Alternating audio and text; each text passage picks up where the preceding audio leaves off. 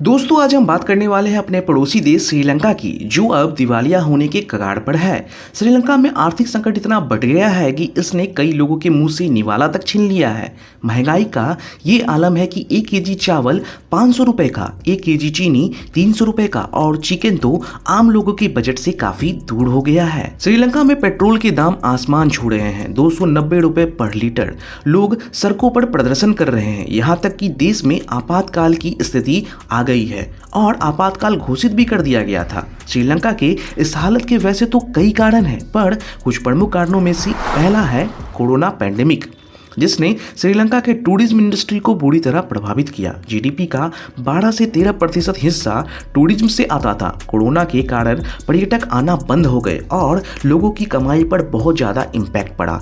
दूसरा कारण रसिया और यूक्रेन वार को भी माना जा सकता है, क्योंकि श्रीलंका में आने वाले टूरिज्म में 70% लोग रसिया और यूक्रेन से आते थे। वार के कारण वहां के लोग अब घूमने नहीं जा पा रहे हैं। तीसरा कारण ऑर्गेनिक फार्मिंग भी है। आप कहेंगे ये कैसे संभव है, लेकिन हम आपको बताते हैं कि श्रीलंका सरकार ने केमिकल फर्टिलाइजर पर बैन लगा दिया था, जिसका कारण फूड प्रोडक्शन में काफ़ी कमी आ गई और लोगों को भुखमरी का सामना करना पड़ रहा है। श्रीलंका चावल के क्षेत्र में आत्मनिर्भर होता था, पर अब उसे चावल का आयात करना पड़ता है। श्रीलंका चाय का निर्यातक देश था, पर केमिकल फर्टिलाइजर के बैन होने के बाद चाय की खेती भी बर्बाद हो गई है। सरकार का ये भी कहना है कि फूड शॉर्टेज के पीछे फूड माफिया का हाथ है। व्यापारी अनाज की कालाबाजारी कर रहे हैं। चौथा और प्रमुख कारण विदेशी ऋण है। जी हाँ, साल 2017 में श्रीलंका की टोटल डेप्थ 64 बिलियन डॉलर थी।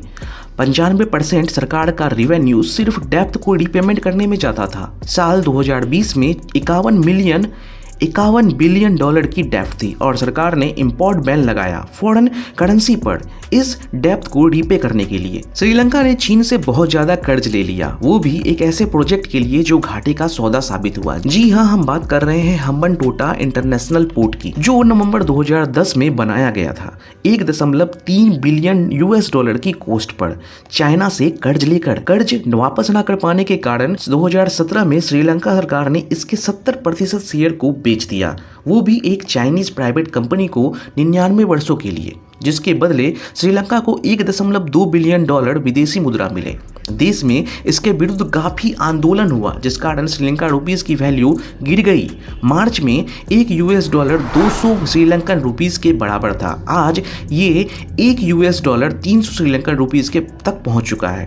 गिरावट के कारण इन्हें महंगा इंपोर्ट करना पड़ रहा है और जिस कारण महंगाई बढ़ रही है। पांचवा कारण वेट में कटौती है। दरअसल श्रीलंका की सरकार ने चुनाव में वादा किया था कि वो जनता को टैक्स में रियायत देगी, पर इसे ऐसे वक्त पर लागू किया गया जिसके तुरंत बाद कोरोना पैंडेमिक आ गया और सरकार को लॉकडाउन इम्पोज करना पड़ा। पब्लिक कंजम्पशन न होने के कारण सरकार को रेवेन्यू में काफी घाटा हुआ और पब्लिक डेप्थ काफी बढ़ती चली गई। 2019 में कर्ज 94% जीडीपी का था और 2021 में यह 119% तक पहुंच गई। आज श्रीलंका की हालत यह है कि सरकार के सभी 26 मंत्री ने इस्तीफा दे दिया है, पर देश के प्राइम मिनिस्टर महिंद्रा राजापक्षे और इनके भाई प्रेसिडेंट गोटा राजापक्षे ने इस्तीफा नहीं दिया है। लोगों के बीच आक्रोश बढ़ता जा रहा है, वे इनके इस्तीफे की मांग कर रहे हैं।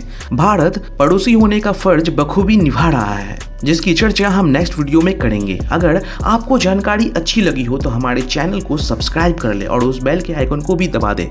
इस वीडियो को ज़्यादा से ज़्यादा अपने दोस्तों के बीच शेयर करें। मिलते हैं नेक्स्ट वीडियो में। जय हिंद।